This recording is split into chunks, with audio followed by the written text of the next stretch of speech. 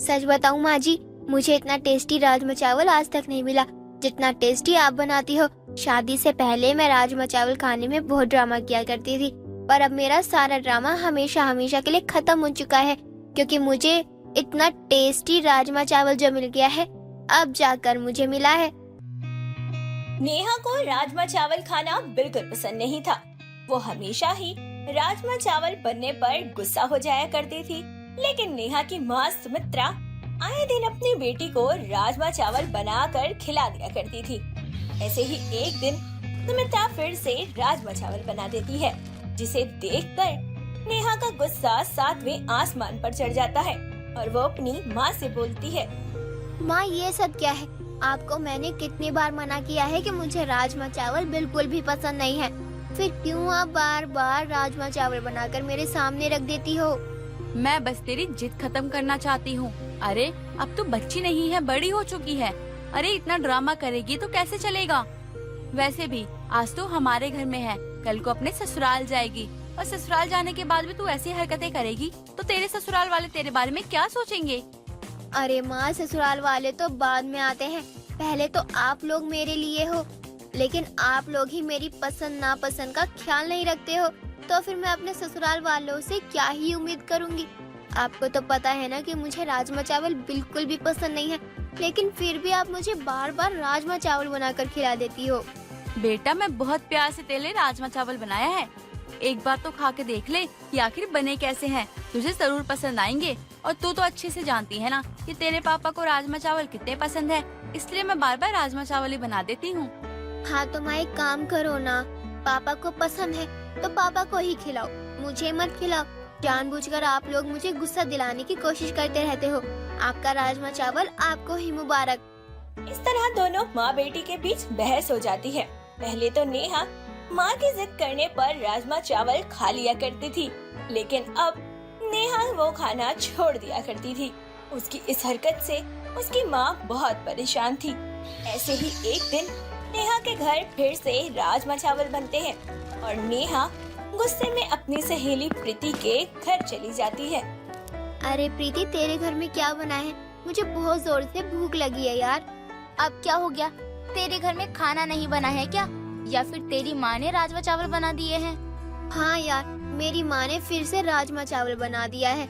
अरे तुझे मैं क्या बताऊँ, 50 बार मना कर चुकी हूँ अपनी माँ को कि मुझे राजमा चावल बिल्कुल भी पसंद नहीं है, तो प्लीज राजमा चावल मत बनाया करो। लेकिन मेरी माँ जानबूझकर मुझे बार बार राजमा चावल ही बनाकर खिला दिया करती है। अबे तेरा दिमाग तो ठीक है ना? तुझे पता भी है राजमा चावल कितने टेस्टी होते हैं, और ज्यादातर लड़कियों को ना राजमा चावल बहुत पसंद आते हैं। और एक तू है कि खाने में इतने ड्रामे कर रही है। अबे तू ज्यादा बकवास मत कर और चुपचाप मुझे ये बता कि तेरे घर में क्या बना है। मेरे घर तो कढ़ी चावल बने हैं, खाएगी क्या? चल ठीक है, जल्दी से कढ़ी चावल निकाल कर ले आ, मैं कढ़ी चावल ही खाऊंगी। प्रीति अपनी सहेली के लिए कढ़ी चावल लेकर आती है। नेहा बड़े मजे से कढ़ी चावल खा रही होती है, तभी प्रीति बोलती है, यार एक बात तो बता, अभी तो तू माँ बाप के पास है, इसीलिए इतने ड्रामे करती है। कल को तेरी शादी हो जाएगी और ससुराल में सभी को राजमा चावल पसंद होंगे, तो फिर क्या करेगी तू? अरे जब मैं अपनी माँ बाप के पास इतना ड्रामा करती हूँ तो सोच ससुराल में क्या करूँगी। फिर तो भगवान ही बचाए तेरे ससुराल वालों को। अरे नेहा, अभी वक्त है, अपने आप को सुधारने की कोशिश कर ले थोड़ी। अरे यार, तू मेरी दोस्त है ना, तो दोस्त बनकर रहा कर, गुरु माता बनने की कोशिश मत कर, जब देखो प्रवचन देने लगती है। ऐसे ही थोड़ी देर बाद नेहा अपने घर आ जाती है। घर आने के बाद खाया ये अपनी दोस्त के घर से खाना। अरे आखिर ऐसा कब तक चलता रहेगा? कल को तेरी शादी हो जाएगी और तेरे ससुराल में अगर राजमा चावल पसंद आएंगे लोगों को, तो तू क्या बनाएगी नहीं और खाएगी नहीं उनके साथ? अभी भी ज्यादा वक्त नहीं हुआ है। तेरे पापा ने तेरे लिए एक लड़का देखा है, उसका नाम रोहन है। लड़का बहुत ज्यादा स्मार्ट है दिखने में, उसकी फैमिली भी बहुत अच्छी है। कल वो तुझे देखने आ रहे हैं। अरे माँ, तुम्हारा दिमाग तो ठीक है ना, एक बार मुझसे पूछ तो लिया होता आप लोगों ने। हर वक्त हर चीज में आपको अपनी मन मर्जी करनी होती है। अरे अब तेरी शादी की उम्र हो गई है, आज नहीं तो कल तुझे शादी करनी ही है। और वैसे भी हम तेरे माँ बाप हैं, तो तेरा अच्छा ही चाहेंगे। रोहन बहुत अच्छा लड़का है, शहर में बहुत बड़ा बिजनेसमैन है वो। परिवार वालों के जिद करने के कारण नेहा इस रिश्ते के लिए हाँ भर देती है।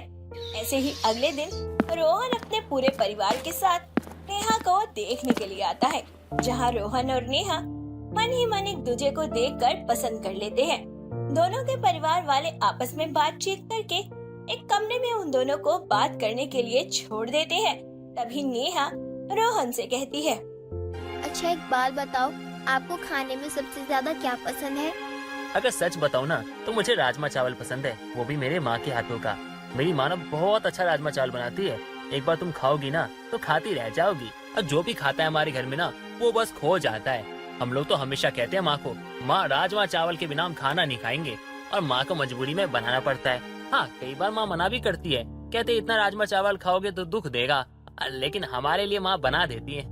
वैसे सच बताऊं तो मुझे राजमा चावल बिल्कुल भी पसंद नहीं है, और मैं राजमा चावल ना खाने के बहाने ढूंढती रहती हूँ।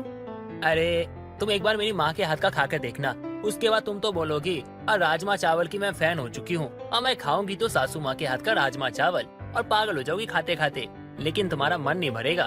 अरे ऐसा कुछ नहीं है, मैंने बहुत सारे राजमा चावल ट्राई किए हैं, पर मुझे कभी भी किसी के हाथ के राजमा चावल पसंद नहीं आए हैं, इसलिए मुझे राजमा चावल बिल्कुल भी पसंद नहीं है। अरे कोई बात नहीं, वैसे मुझे यकीन तो है कि हमारी शादी होकर रहेगी, और शादी के बाद मेरी माँ जब राजमा चावल बनाएंगी ना तब खाकर देख लेना, पता चल जाएगा कि तुम्हें पसंद आती है या नहीं। आखिरकार दोनों की शादी बड़ी ही धूमधाम से हो जाती है।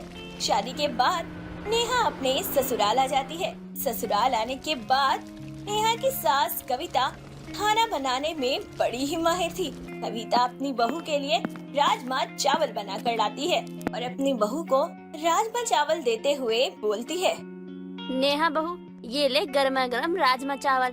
आज तेरे ससुराल में तेरा पहला दिन है, इसलिए मैंने सोचा कि क्यों ना मैं अपने हाथों से तुझे राजमा चावल बनाकर खिलाऊं। सुना है रोहन से कि तुझे राजमा चावल बिल्कुल भी पसंद नहीं है।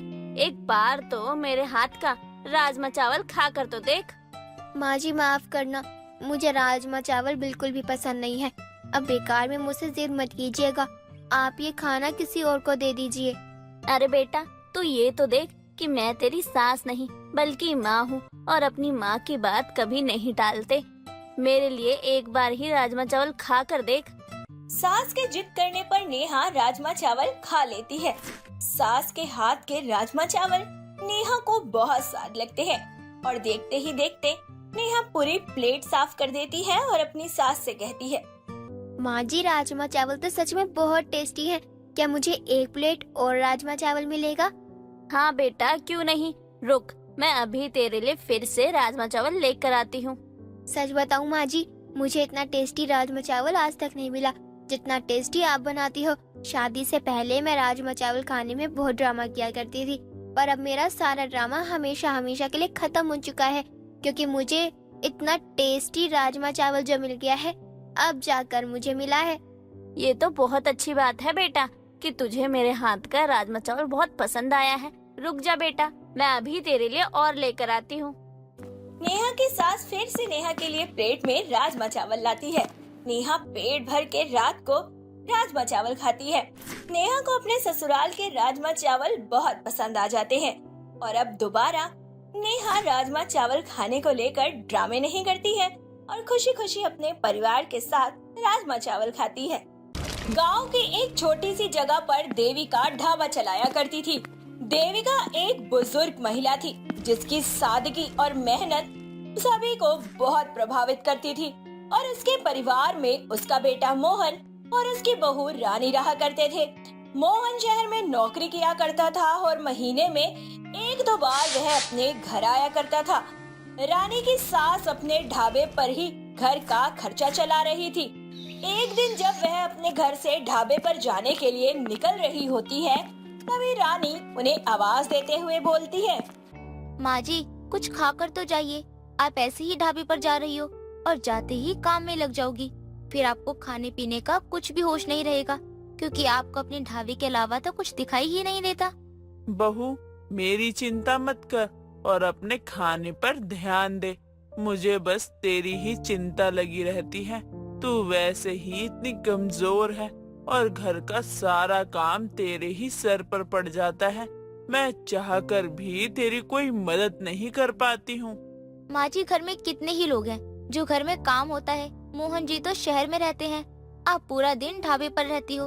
तो आपसे मैंने कितनी बार बोला है कि आपके साथ में ढाबे पर चलती हूँ, आपको भी थोड़ी मदद मिल जाएगी और मेरा भी दिल थोड़ा लगा रहेगा। लेकिन आप हो कि मेरी सुनती ही नहीं हो। बहू, मैं जानती हूँ कि तुझे मेरी चिंता है, लेकिन हमारे घर की बहू घर से बाहर पैर नहीं निकालती है। बस इसलिए मैं तुझे अपने साथ ढाबे पर नहीं ले जा सकती हूँ, क्योंकि वहाँ पर बहुत तरह के लोग आते हैं। पता नहीं कौन किस नजर से देख रहा है। मैं नहीं चाहती कि किसी की बुरी नजर तेरे ऊपर जाए। ये मत सोचना कि मैं छोटे सोच वाली हूँ, बस आजकल के माहौल को लेकर थोड़ा सा डरती रहती हूँ। नहीं माँ जी, ऐसा क्यों सोच रही हो? मैंने तो ऐसा कभी नहीं सोचा। मुझे अच्छी तरह से पता है कि आप मेरे लिए जो कुछ भी करोगी ना, अच्छा ही करोगी। ठीक है बहू, अब मैं ढाबे पर चलती हूँ। वैसे भी तुझसे बात करते करते बहुत समय हो गया है, मैं और देर नहीं करना चाहती हूँ। देविका इतना कहकर अपने ढाबे पर चली जाती है और अपने कामों में लग जाती है। देविका के ढाबे की खासियत थी उसका सादा स्वादिष्ट भोजन। देविका की रसोई में बनी हुई रोटियां और सब्जियां खाने वाले हर व्यक्ति को घर के खाने की याद दिलाया करती थी। देविका के ढाबे पर रोज गांव के किसान, मजदूर और कई लोग आया करते थे।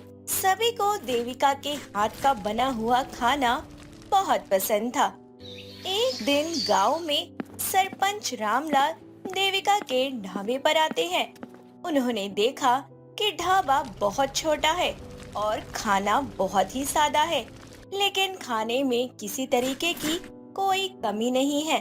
तभी रामलाल देविका से कहते हैं, अम्मा जी, आपका ढाबा तो बहुत अच्छा है, लेकिन इसको थोड़ा बड़ा और सुंदर बनाइए ताकि ज्यादा लोग आ सके।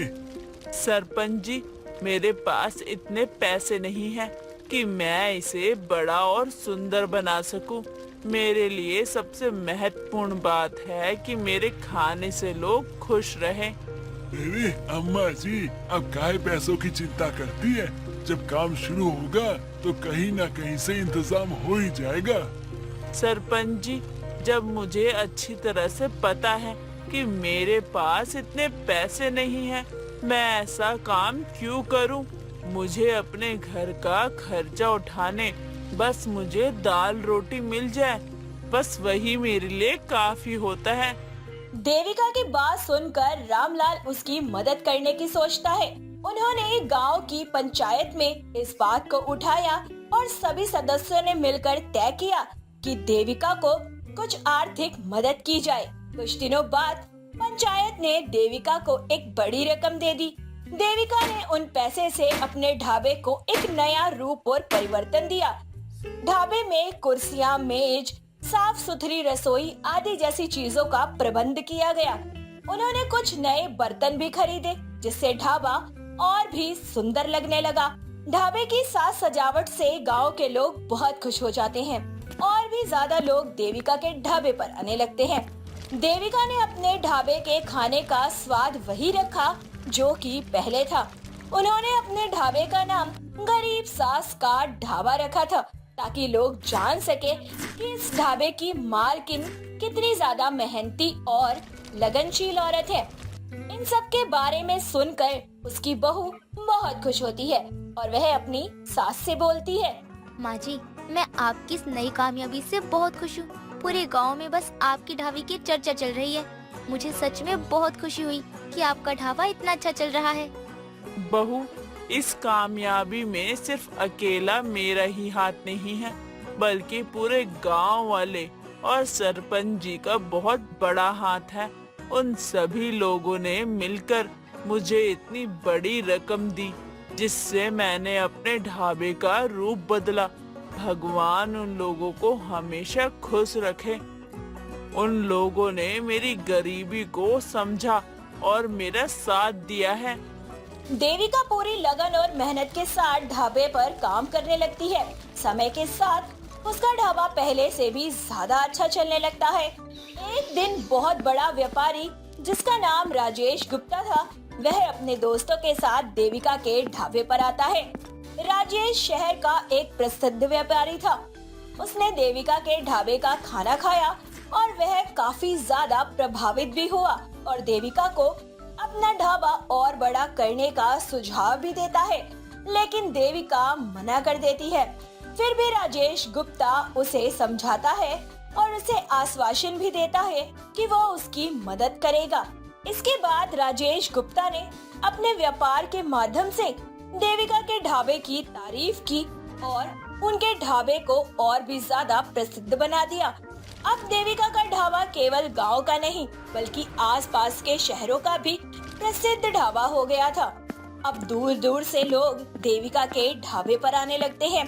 देविका ने अपने ढाबे में और लोगों को काम पर रख लिया था ताकि ग्राहकों को सारी सेवाएं समय पर मिल सके। तभी देविका का बेटा मोहन शहर से गांव आता है और अपनी माँ के ढाबे को देखकर हैरान रह जाता है और बोलता है, क्या बात है माँ, आपने ढाबे का नक्शा ही बदल दिया।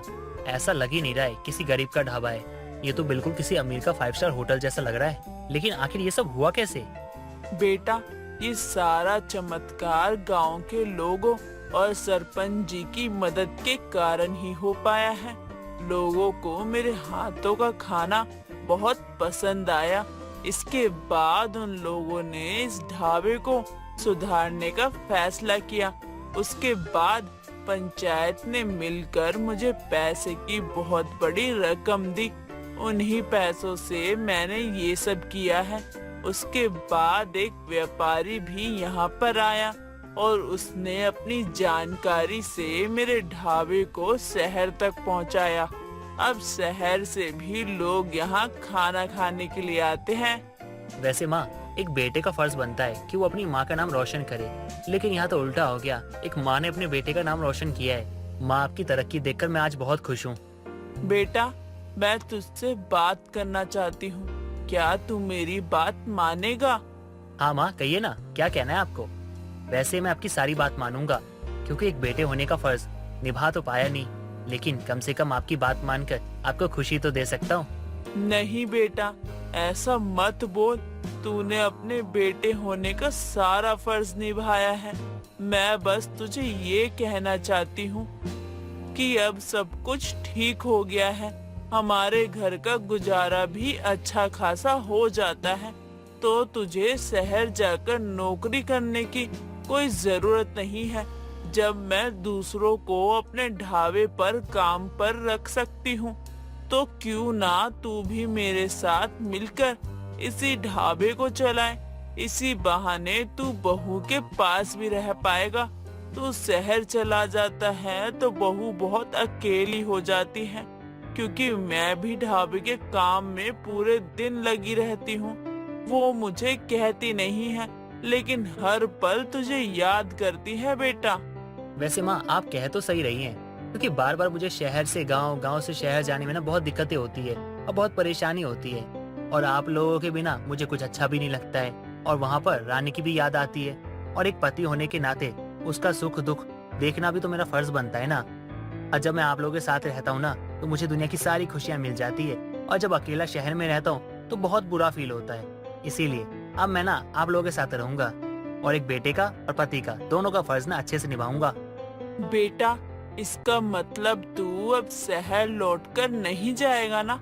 यहाँ मेरे साथ रहकर ही ढाबे को संभालेगा ना? नहीं माँ, अब मैं शहर में वापस नहीं जाऊंगा। मैं आप लोगों का साथ दूंगा और आपके साथ रहूंगा, और इस ढाबे को ना अच्छे से संभालूंगा, और आपके साथ मिलके इस ढाबे को बहुत आगे तक लेकर जाऊंगा।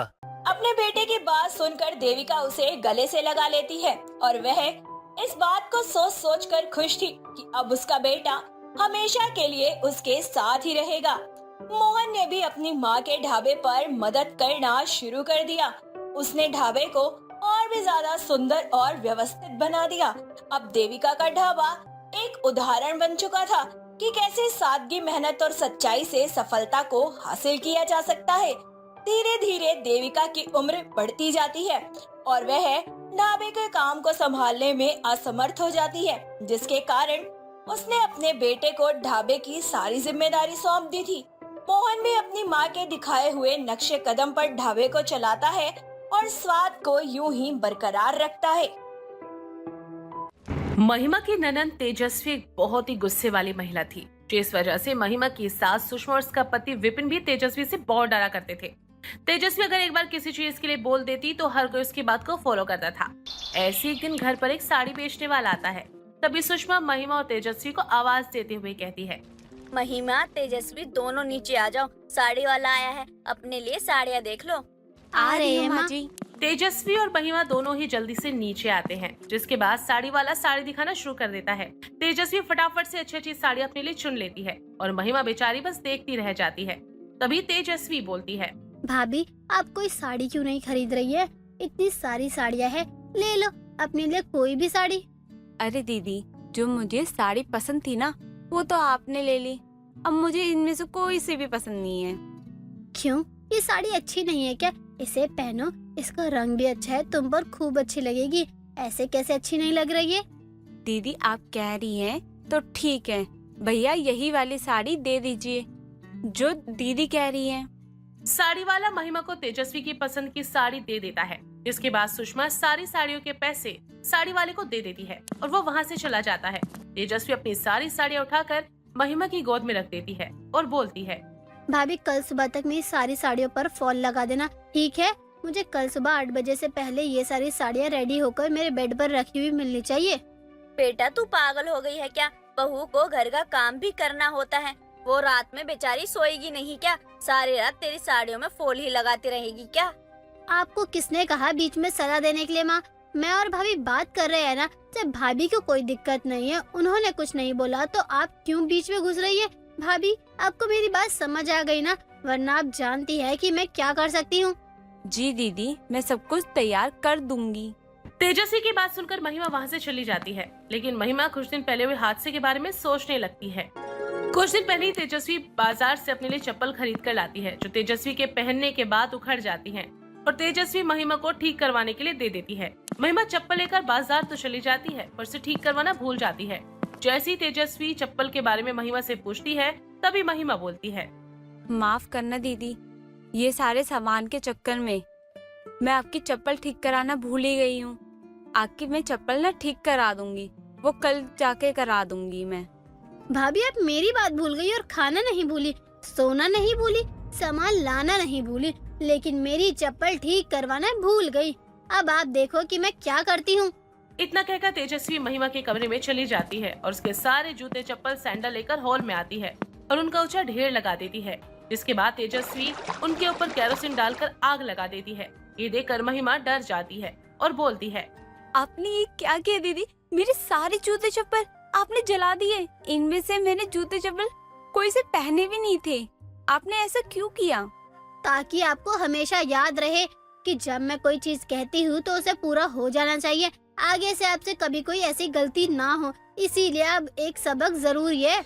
इतना सोचकर महिमा तेजस्वी की सारी साड़ी उठाकर अपने कमरे में ले जाती है। जिसके बाद वो जल्दी से रात के खाने की तैयारी करती है और सभी लोगों को खाना खिलाने के बाद खुद बिना खाना खाए रात को जाकर तेजस्वी की सारी साड़ियाँ रेडी कर देती है। सुबह 8 से पहले सारी साड़ियाँ उसके बेड पर रख देती है। दिन गुजरते चले जाते हैं और हर दिन तेजस्वी का खौफ उसके घर वालों के दिल में बढ़ता ही जा रहा था। बात इस कदर बिगड़ जाती है कि हर कोई तेजस्वी के आगे 2 शब्द बोलने से भी कतराने लगा था। ऐसी एक दिन सुषमा महिमा से कहती है, बहू, इस तरह अगर हम तेजस्वी से खौफ खाते रहेंगे तो हम उसे सुधार कैसे पाएंगे? जिस तरीके से तेजस्वी हम सब पर हुकुम चलाती है, इस हिसाब से तो वो अपना घर कभी बसा नहीं पाएगी। कल को हम उसकी शादी करेंगे तो अपने ससुराल जाकर भी वो ऐसे ही करेगी। सासू माँ, हम कर भी क्या सकते हैं? आपने देखा है ना दीदी को, कुछ भी कहो तो आग की गोली की तरह भड़क जाती है और उनका मूड खराब हो तो ज्वालामुखी की तरह फट जाती हैं।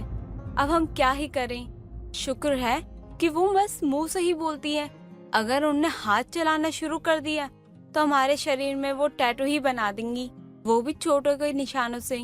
महिमा और सुषमा ये बात कर ही रहे होते हैं कि तभी तेजस्वी आ जाती है। उसे देखकर दोनों चुप हो जाती हैं। तभी तेजस्वी बोलती है, क्या बात है? लगता है कि मेरी ही बात चल रही थी, जो मुझे देखते ही आप दोनों को साफ सूंघ गया। और एकदम से आप चुप हो गए। नहीं नहीं ननद जी, ऐसी कोई बात नहीं है। मैं और माँ जी बस ऐसे ही बैठ के बातें कर रहे थे। तेजस्वी बेटा, तू हर बात पर इतना गुस्सा क्यों करती है? अरे हम सब तेरे अपने हैं, कोई सौतेले तो नहीं है जो तू बात बात पर हम सब पर इतना भड़कती रहती है। अरे अपनी जुबान पर थोड़ी मिठास लाना सीख, वरना अपने ससुराल जाकर तेरा क्या होगा? मेरा कुछ नहीं होगा, जो होगा मेरे ससुराल वालों का होगा, क्योंकि उनको नहीं पता है कि वो किसे बिहा कर लेके जाएंगे यहाँ से। और वैसे भी तेजस्वी ने कभी डरना नहीं सीखा है। मुझे लोगों के अंदर अपने नाम का खौफ अच्छा लगता है।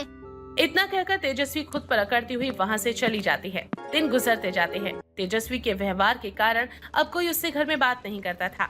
आसपास के लोग भी तेजस्वी के उसके व्यवहार की वजह से ही अक्सर तरह तरह की बातें किया करते, पर तेजस्वी को इन चीजों से कोई फर्क नहीं पड़ता था। ऐसे ही रात जब तेजस्वी घर आ रही होती है, तभी कुछ रास्ते में गुंडे उसे घेर लेते हैं, जिनमें से एक गुंडा बोलता है, अरे देख के तुझको सेक लगे, दिल को मेरे ब्रेक लगे, रेड ड्रेस में रानी बिल्कुल रेड वेलवेट का केक लगे। हाय है मेरी रानी, आज पिला दूं तुझे पानी। अरे कहाँ जा रही है मेरी फुलझड़ी, आजा तुझे लिफ्ट दे दूं। तेजस्वी गुंडों की बातों को इग्नोर करके आगे बढ़ने लगती है। तभी दूसरा गुंडा बोलता है, अरे मेरी जाने मन, नाराज काहे हो रही हो तुम?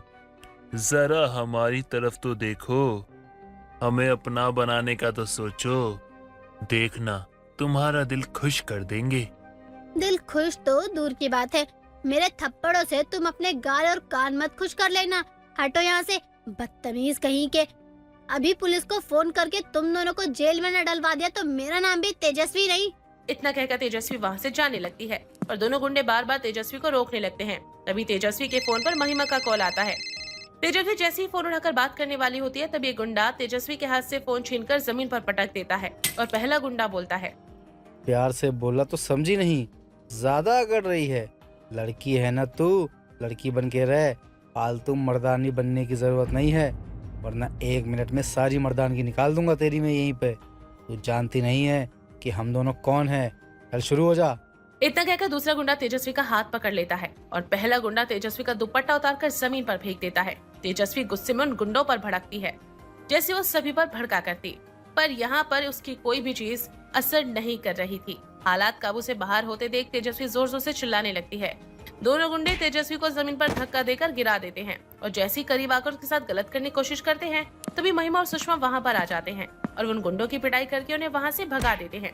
और महिमा तेजस्वी को दुपट्टा उड़ाते हुए बोलती है, दीदी आप ठीक तो है ना? आपको कहीं लगे तो नहीं ना? मैं ठीक हूँ, लेकिन आप दोनों यहाँ कैसे पहुँचे?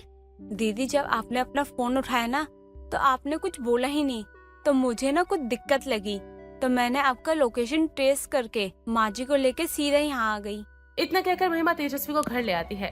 सारे रास्ते तेजस्वी एकदम चुप रहती है। जैसे ही सभी लोग घर पर आते हैं, तभी सुषमा तेजस्वी से बोलती है, बेटा क्या हो गया, तो कुछ बोल क्यों नहीं रही है? कुछ नहीं माँ, मैं सोच रही हूँ कि आज तक मैंने आप लोगों के साथ कितना गलत किया है ना। मैं हमेशा आप लोगों पर बिना वजह के गुस्सा करती रही। छोटी छोटी बातें जिनमें आपकी कोई गलती भी नहीं होती थी, उनमें भी आपको सजा देती रही। जो चीज मैं आपके साथ कर लेती हूँ, वो चीज मैं बाहर वालों के साथ नहीं कर सकती। आप मेरे अपने हैं, शायद इसीलिए आप मुझसे डर जाते हैं, मेरी बातें मान लेते हैं। लेकिन आज जब उन गुंडों ने मुझ पर अटैक किया, तब मुझे ये बात समझ में आई कि हर जगह रौब नहीं चलता है। मुझे माफ कर दीजिए, अब मैं कभी भी आप लोगों के साथ ऊंची आवाज में बात नहीं करूंगी। कोई बात नहीं दीदी, आपको देर से ही सही आपको समझ तो आया कि आपकी गलती आप समझ गई हैं। ये सबसे अच्छी बात है। आपको पता है, आपके व्यवहार के कारण हम आपसे कुछ बोल ही नहीं पाते थे। आपका अच्छा बुरा हम सब जानते हैं दीदी, लेकिन कोई बात नहीं, आप देर से ही सही समझ गई। इतना कहकर महिमा तेजस्वी को गले लगा लेती है। उस दिन के बाद तेजस्वी सभी से मीठी प्यारी बातें बोलने लगी थी। तेजस्वी के बदले व्यवहार से सभी लोग खुश थे। अमीशा अपनी सास शांति के साथ बाजार में गोलगप्पे खा रही होती है।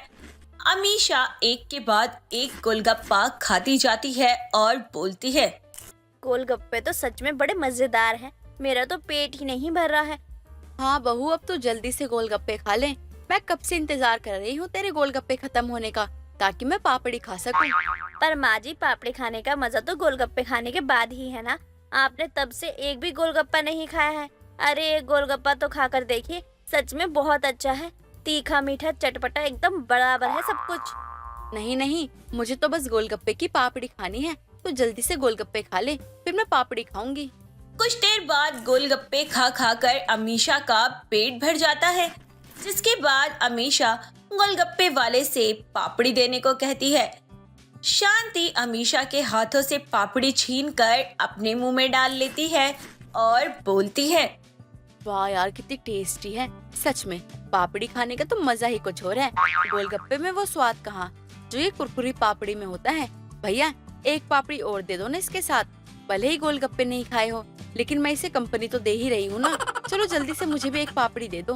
गोलगप्पे वाला शांति को एक और पापड़ी खिला देता है।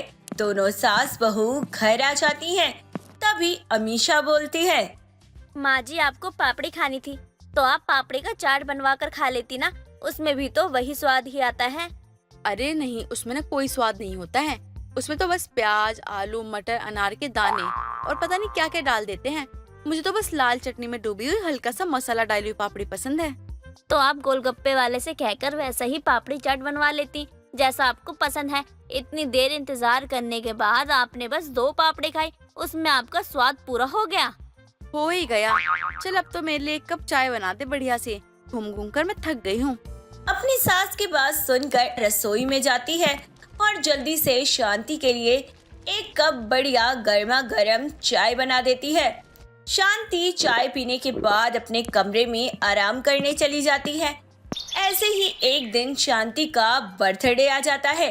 अमीशा अपनी सास को सरप्राइज देने की सोचती है और रसोई में खड़ी खुद से बोलती है, ऐसा क्या बनाऊं जिसे खाकर माँ जी बहुत खुश हो जाएं और उनकी सेहत पर भी किसी तरीके का नुकसान ना हो। अरे हाँ, मैं घर पर माँ जी के लिए गोलगप्पे की पापड़ी बना देती हूँ। वैसे भी उनको गोलगप्पे की पापड़ी खाना बहुत पसंद है।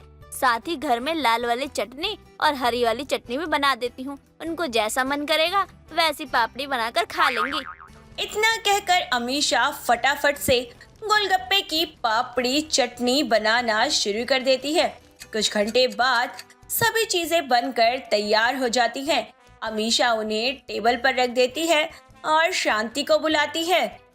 माँ जी नीचे आ जाओ, देखिए आपके लिए मैंने एक छोटा सा तोहफा तैयार किया है। आ रही हूँ बेटा। हाँ बहू, क्या हुआ बताओ, कहाँ है तोहफा? ये रहा आपके सामने, डाइनिंग टेबल पर देखो।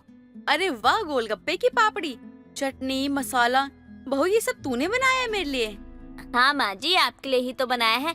आखिर आज आपका बर्थडे जो है तो आपको आपकी पसंद का खाना खिलाना तो बनता है ना, इसलिए मैंने आपका मोस्ट फेवरेट गोलगप्पे की पापड़ी बना दी है। अब आपको जैसा मन है वैसा बनाकर खा लीजिए। मैंने दोनों तरीके की चटनी, मसाला और पापड़ी सब कुछ तैयार करके रखा है। मैं अकेले क्यों बहू? अरे तू भी मेरे साथ खा, हम दोनों सास बहू मिलकर पापड़ी खाएंगे। इतना कहकर शांति और अमीशा डाइनिंग टेबल पर बैठ जाते हैं और दोनों अपने अपने हिसाब से खट्टी मीठी चटनी लगाकर पापड़ी खाते हैं और खूब एंजॉय करते हैं। ऐसे ही दिन गुजरते चले जाते हैं। शांति का अब हर दिन गोलगप्पे की पापड़ी खाने का मन होने लगता है, जिसके चलते अब वह कभी अमीशा से घर पर पापड़ियां बनवा लेती या फिर बाजार से खरीद कर ले आती।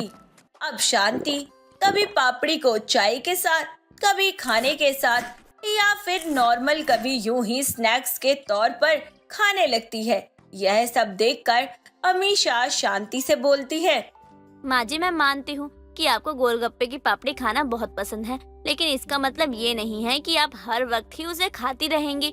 माँ जी ये तली हुई होती है और आपको वैसे भी बीपी का इशू रहता है। आपका ऐसे हर दिन गोलगप्पे की पपड़ियाँ खाना सही नहीं है, इससे आपकी तबीयत पर बहुत गहरा असर पड़ सकता है। ये थोड़ी सी पापड़ी भला मेरा क्या ही बिगाड़ पाएगी? जरूरी थोड़ी ना है कि मैं बस पापड़ी खाने से ही जिंदा हूँ। मैं बाकी सारा खाना तो खा ही रही हूँ ना। लेकिन अब अगर मुझे पापड़ी पसंद है तो मैं इसे खाने से रोक थोड़ी ना सकती खुद को। अब मुझे एक ही चीज पसंद है बहू, और तू अब मुझे वही खाने से रोक रही है।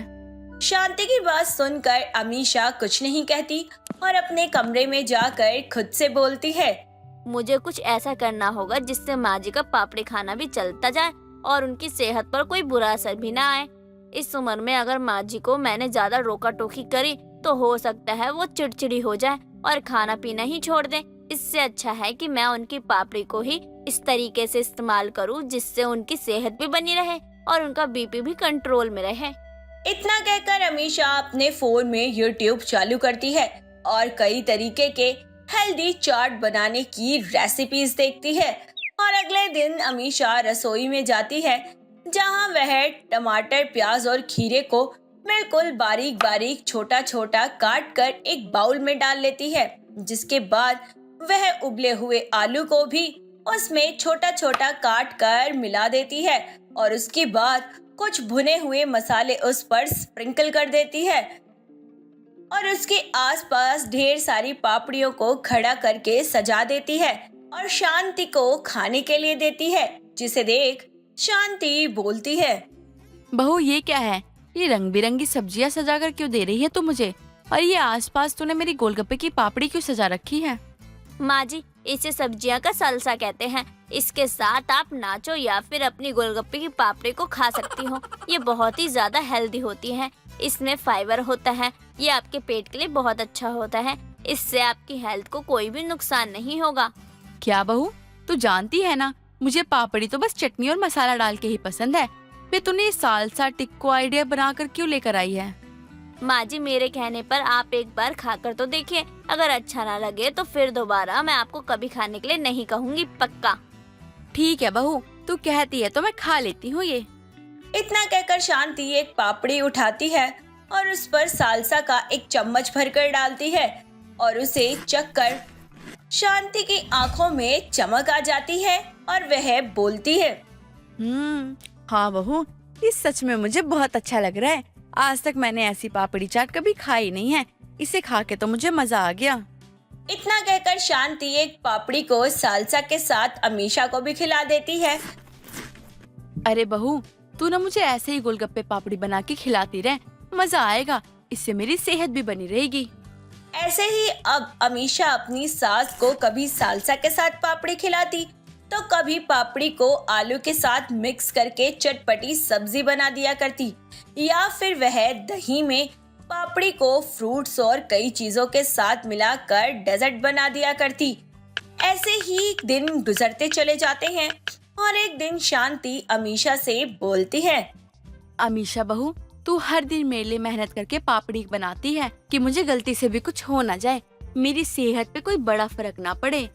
बेटा, तेरी इस मेहनत को देखते हुए मैं सोच रही हूँ कि अब मैं पापड़ी खाने को खुद से रोकूंगी और परहेज भी करूंगी, ताकि तुझे मेहनत भी ना करनी पड़े, लेकिन जो मुझे क्रेविंग हो रही है उसे मैं कंट्रोल भी करूंगी। पर क्या आप ये सब कुछ कर पाएंगी? मुश्किल तो है बहू, लेकिन नामुमकिन नहीं।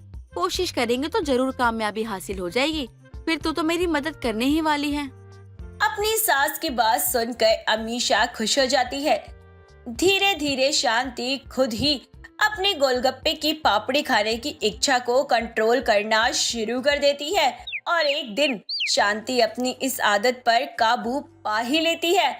अब वह महीने में या फिर 15 दिन में कभी एक बार ही गोलगप्पे की पापड़ी खाया करती है, या फिर अपनी बहू से किसी भी तरीके का चाट बनवा कर खा लेती है।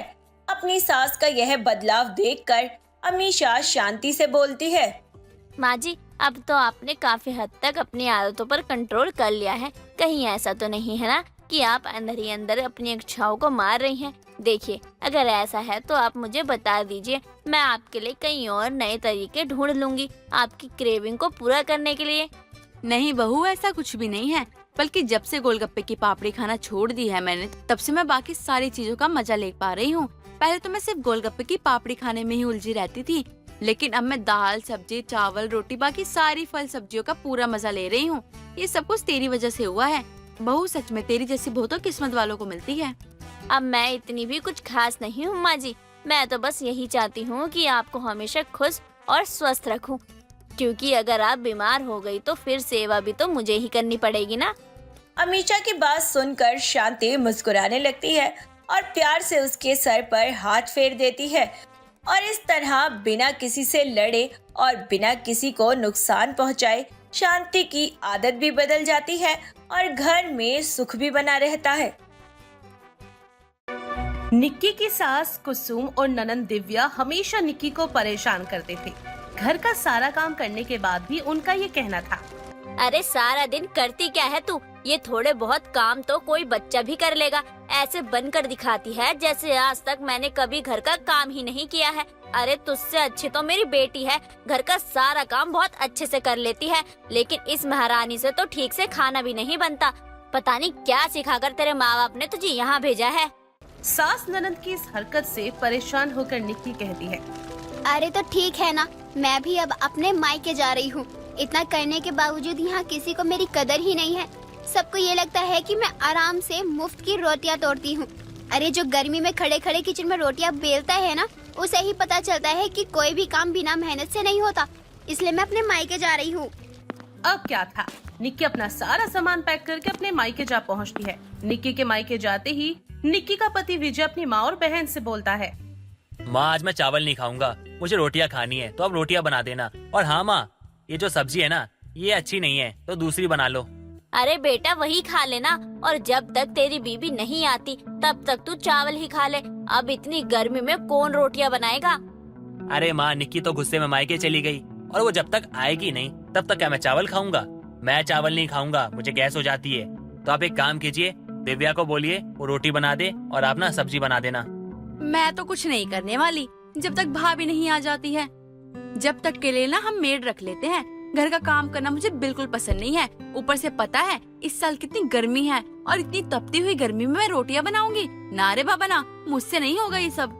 तो क्या चाहती है तू, मैं भूखा रहूं? जब निक्की काम करती थी सारा दिन, तब तो तुम दोनों को लगता नहीं था कि वो कुछ करती है, और अब जब काम कर रही हो तो कहती हो मैं काम कर रही हूँ। और कितना काम कर रही हूँ, आप पता चल गया कितना काम करती थी वो। देख, ज्यादा अपनी बीवी की तरफदारी करने की जरूरत नहीं है, थोड़ा सा टाइम दे। अभी बनाकर लाती हूँ तेरे लिए सब्जी रोटी। दोनों मुंह बनाकर किचन में चली जाती हैं और खाना बनाने लगती हैं। तभी अचानक से विजय की बुआ सविता भी आ जाती है, और सविता अपनी फरमाइश अपनी भाभी कुसुम से बताते हुए कहती है, अरे भाभी, तुम्हें पता है बाहर ना बहुत गर्मी हो रही है।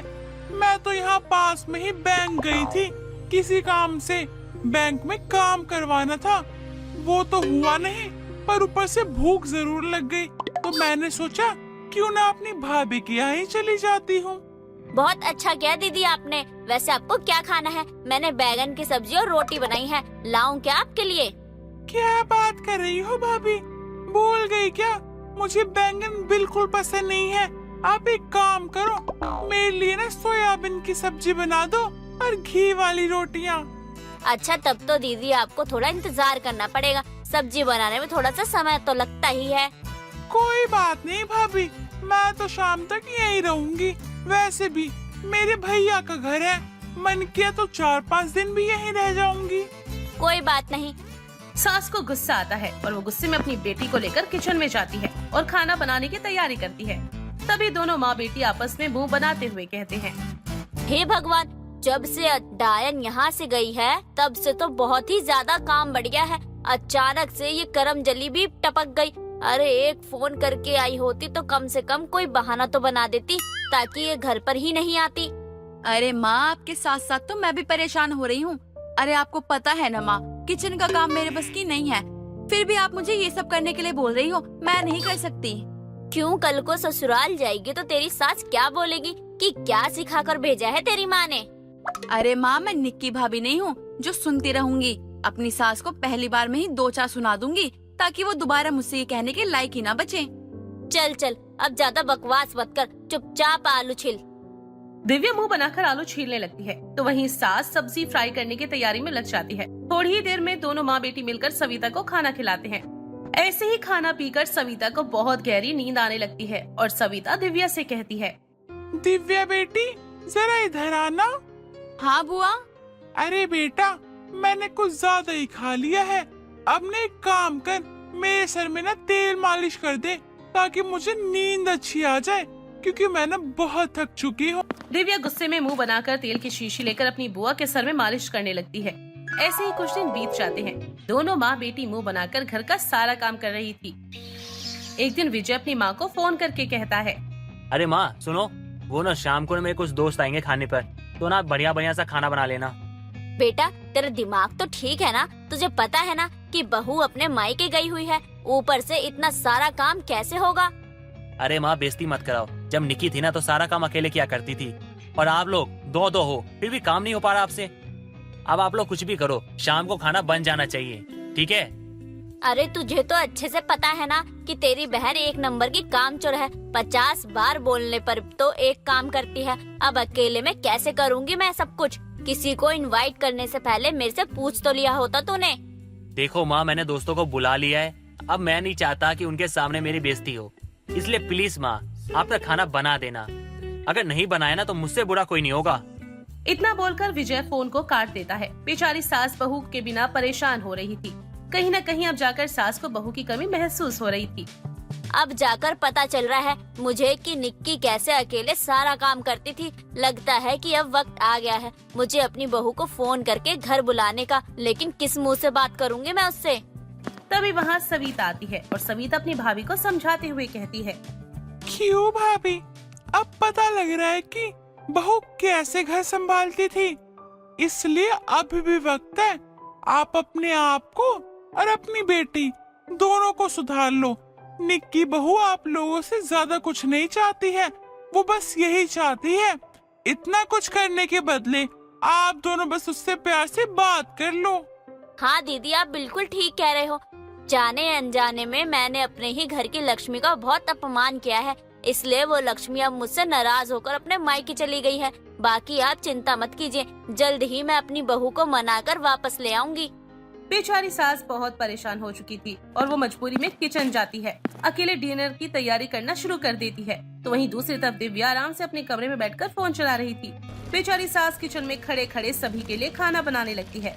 तभी अचानक से निक्की अपनी सास को फोन करती है और सास अपनी बहू से कहती है, बहू मुझे माफ कर दे, देख तू कैसे भी ससुराल वापस आ जा। हाँ मैं जानती हूँ कि मैंने तेरे साथ जो भी किया वो बहुत गलत किया, पर तेरे जाने के बाद ही मुझे तेरी वैल्यू का पता लगा कि कैसे तू अकेले ही सारा घर का काम करती थी। ये तो बहुत अच्छी बात है माँ जी, आपको समय रहते ही सब कुछ समझ आ गया। और मैंने ये जो कुछ भी किया है ना, आपको और दीदी को सबक सिखाने के लिए ही किया है। बाकी आप चिंता मत करो, मैंने सबके लिए खाना ऑर्डर कर दिया है। आपको बेकार में मेहनत करने की कोई जरूरत नहीं है। जो खाना ऑर्डर किया है ना, वही खाना आप सभी को खिला देना। बाकी कल मैं खुद अपने ससुराल वापस आ रही हूँ। अरे नहीं, तू ऐसे कैसे अकेले आएगी? मैं खुद तुझे लेने आऊंगी। मेरी वजह से ही तू अपने मायके गई थी ना, तो अब मैं खुद ही तेरे ससुराल में लेकर आऊंगी तुझे। और अपनी बहू को लेकर ससुराल आ जाती है। ससुराल आने के बाद सास और ननद दोनों मिलकर निक्की के हर छोटे काम में उसकी हेल्प किया करते और इसी तरह दोनों हंसी खुशी मिलकर अपना जीवन आगे बढ़ाते हैं।